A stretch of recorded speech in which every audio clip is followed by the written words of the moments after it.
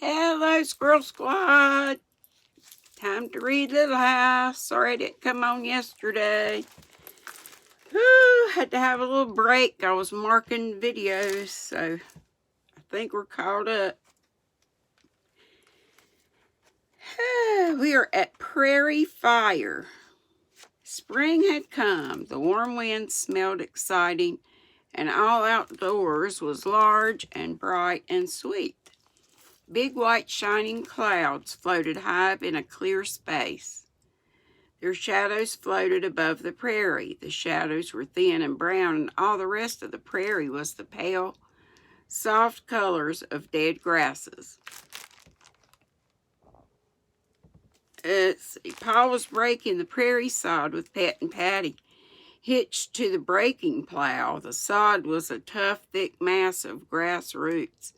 Pet and Patty slowly pulled with all their might, and the sharp plow slowly turned over a long, unbroken strip of that sod.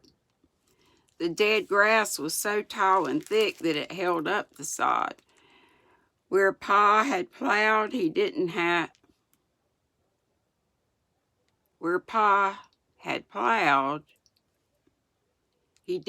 a plowed field, I guess, before. The long strips of grass roots lay on top of grass, and grass stuck out between them. But Pa and Patty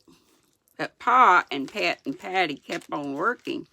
He said that sod potatoes and sod corn would grow this year, and next year the roots and dead grasses would be rotted. In 2 or 3 years he would have nicely plowed fields. Pa liked the land because it was so rich and there wasn't a tree or stump or rock in it. Now a great many Indians came riding along the Indian trail. Indians were everywhere. Their guns echoed in the creek bottoms where they were hunting. No one knew how many Indians were hidden in the prairie, which seemed so level, but wasn't. Often Laura saw an Indian where no one had been an instant before. Indians often came to the house. Some were friendly, some were surly and cross. All of them wanted food and tobacco, and Ma gave them what they wanted. She was afraid not to. My hair's getting caught. When an Indian pointed at something and grunted, Ma gave him that thing, but most of the food was kept hidden and locked up. Jack was cross all the time, even with Laura. He was never let off his chain. I hate that so bad. And all the time he lay and hated the Indians. Laura and Mary were quite used to seeing them now. Indians didn't surprise them at all, but they always felt safer near Pa or Jack. One day they were helping Ma get dinner. Baby Carrie was playing on the floor in the sunshine, and suddenly the sunshine was gone. I do believe it's going to storm, Ma said, looking out the window. Laura looked too, and great black clouds were billowing up in the south across the sun. Pet and Patty were coming running from the field, Pa holding to the heavy plow and bounding in long leaps behind it. "Prairie fire," he shouted. "Get the tub full of water. Put sacks in it. Hurry." Ma ran to the well. Laura ran to tug the tub to it. Pa tied Pet to the house. He brought the cow and calf from the picket line and shut them in the stable. He caught Bunny and tied her fast to the north corner of the house. Ma was pulling up buckets of water as fast as she could. Laura ran to get the sacks that Pa had flung out of the stable. Pa was plowing, shouting at Pet and Patty to make them hurry. The sky was black now. The air was as dark as if the sun had set. Pa plowed a long furrow west of the house and south of the house and back again east of the house. Rabbits came bounding past him as if he wasn't there. Pet and Patty came galloping, the plow and Pa bounding behind them. Pa tied them to the other north corner of the house. The tub was full of water. Laura helped Ma push the sacks under the water to soak them. "I couldn't plow but one furrow. There isn't time," Pa said. "Hurry, Caroline. That fire's coming faster than a horse can run." A big rabbit bounded right over the tub while Pa and Ma were lifting it. Ma told Laura to stay at the house. Pa and Ma ran staggering to the furrow with the tub. Laura stayed close to the house. She could see the red fire coming under the billows of smoke. More rabbits went hopping by. They paid no attention to Jack, and he didn't think about them. He stared at the red undersides of the rolling smoke and shivered and whined while he crowded close to Laura. The wind was rising and wildly screaming. Thousands of birds flew before the fire. Thousands of rabbits were running. Pa was going along the furrow, setting fire to the grass on the other side of it. Ma followed with a wet sack, beating at the flames that tried to cross the furrow. The whole prairie was hopping with rabbits. Snakes rippled across the yard. Prairie hens ran silently, their necks outstretched and their wings spread. Birds screamed in the screaming wind. Pa's little fire was all around the house now, and he helped Ma fight it with the wet sacks. The fire blew wildly, snatching at the dry grass inside the furrow.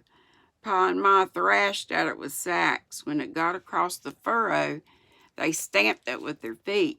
So they tried to make a furrow all around the house and poured water in it.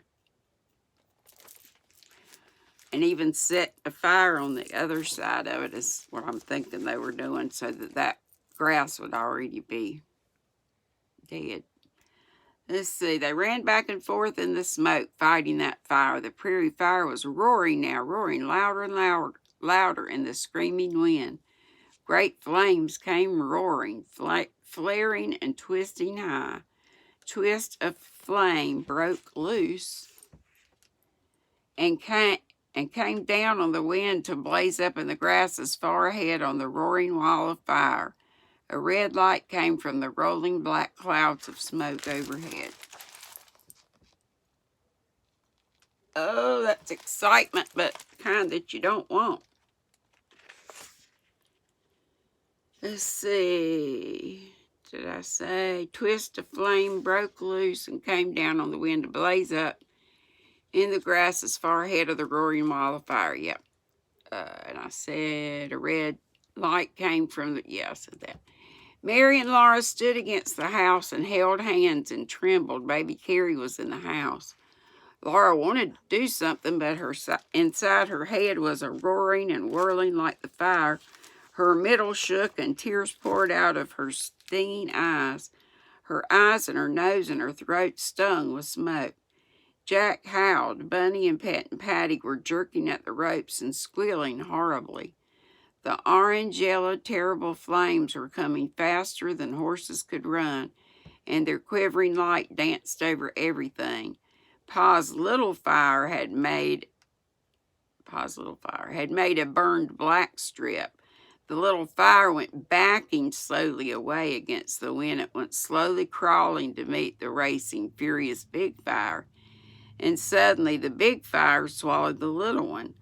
The wind rose to a high, crackling, rushing shriek. Flames climbed into the crackling air. Fire was all around the house. Then it was over. The fire went roaring past and away. Pa and Ma were beating out little fires here and there in the yard.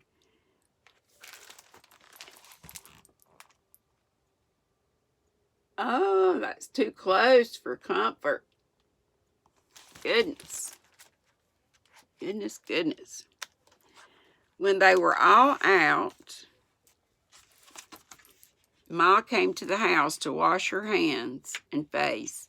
She was all streaked with smoke and sweat, and she was trembling. She said there was nothing to worry about. The back fire saved us, she said, and all's well that ends well. The air smelled scorched, and to the very edge of the sky the prairie was burned naked and black. Threads of smoke rose from it. Ashes blew on the wind. Everything felt different and miserable. But Pa and Ma were cheerful because the fire was gone and it had not done any harm. Pa said the fire had not missed them far, but a miss is as good as a mile.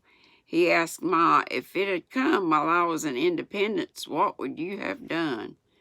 We would have gone to the creek with the birds and the rabbits, of course, Ma said. All the wild things on the prairie had known what to do. They ran and flew and hopped and crawled as fast as they could go to the water that would keep them safe from fire. Only the little soft striped gophers had gone down deep into their holes, and they were first to come up and look around at the bare smoking prairie. And actually that fire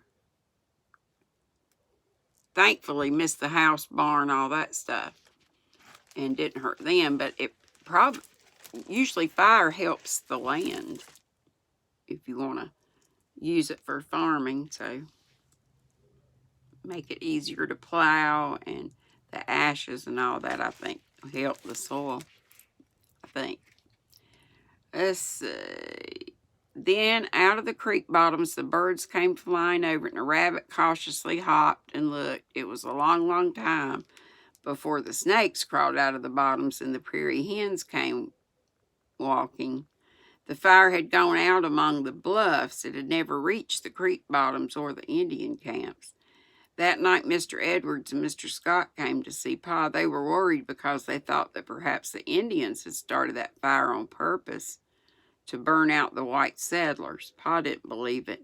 He said the Indians had always burned the prairie to make green grass grow more quickly and traveling easier. Their ponies couldn't gallop through thick, tall, dead grass. Now the ground was clear, and he was glad of it because plowing would be easier.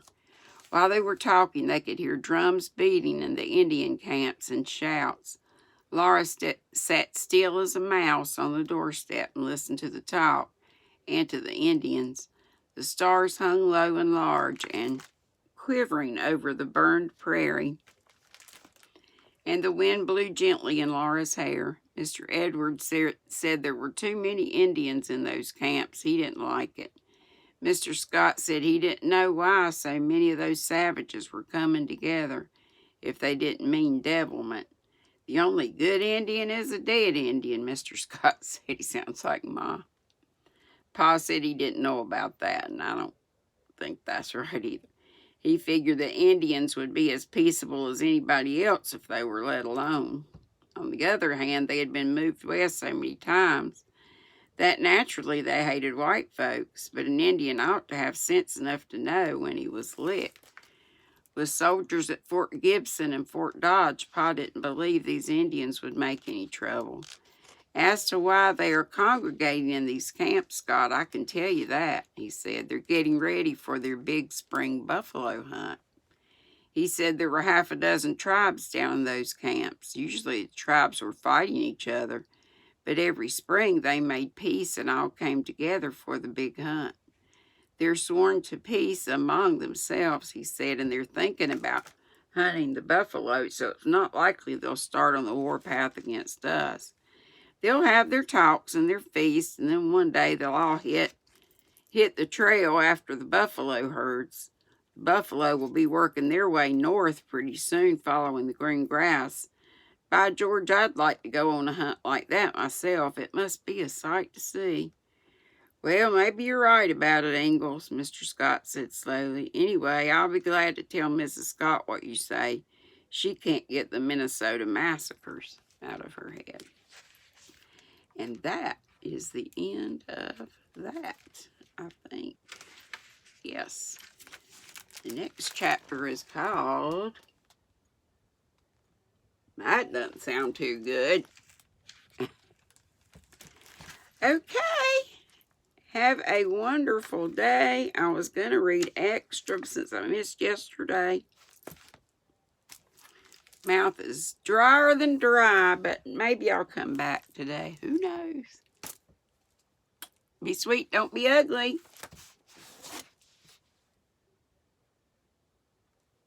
I got cut off. If you were watching or will watch Little Men. I think I got a message or something that cut me off, but because I was going to read extra of that too. So we'll still be on Huckleberries. Bye-bye.